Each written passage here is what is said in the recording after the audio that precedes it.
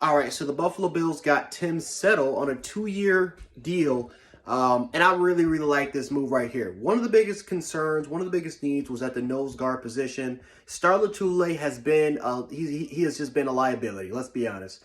Again, he's a good person. I don't want to, judge his character, but he's not been reliable for the Buffalo Bills over the last couple of years, whether if it's personal issues, whether if it's just injury. And then when he does come play, there'll be some games where he looks phenomenal, looks great, and we see his value. And then there are other times where there's like, what is he kind of doing here? Now, I think what the Buffalo Bills would possibly do is that they could trade Star, because you can't cut him because he's going to hurt the cap situation for the Buffalo Bills. And I'm pretty sure that the Bills want to try to add maybe one more player, maybe a couple players, maybe get some depth players, maybe get that one big time player if they can, that if they can afford them without hurting the cap that much, maybe they can do that. So I wouldn't be surprised at all if we try to see maybe Brandon Beane try to trade Star Lotulelei. I wouldn't be surprised at all if that does happen. However, I will say this.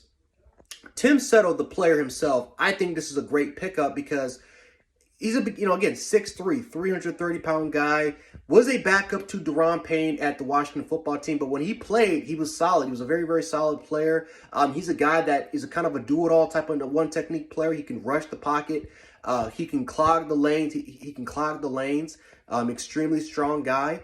And he's young. He's 24 years of age. That's a guy that, in my opinion, still has room to grow, to develop. Again, he's been solid. He's been a really good football player for Washington. Washington has a very deep defensive line. I have no idea why they were not that, they just were not that good of a defensive line last year, which I have no idea. Just look at the amount of talent that is there. But, again, when, Tim Settle's time at Washington, he's, for the most part, it's kind of been more of a rotational player for Daron Payne at the one technique, and he's just a very, very solid football player. So, again, I like this move.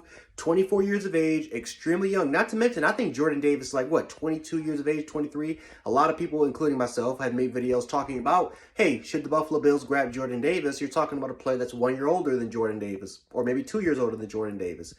May not have the upside of a Jordan Davis. However, if he's a guy that can immediately contribute, that can make the team better, then this is a great move by Brandon Beane. We will see what happens for the other cases. I know they signed Roger Saffold, another solid veteran, 12-year veteran. Made the Pro Bowl in 2021 for LA.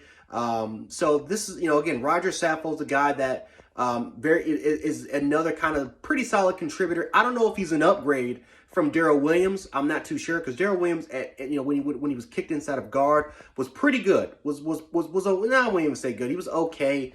You definitely saw some improvements. But again, maybe they will resign Daryl Williams back because it freed up some cap space. Maybe they'll resign Daryl Williams back to, the kind of more of a smaller deal. Or maybe Daryl Williams goes somewhere else.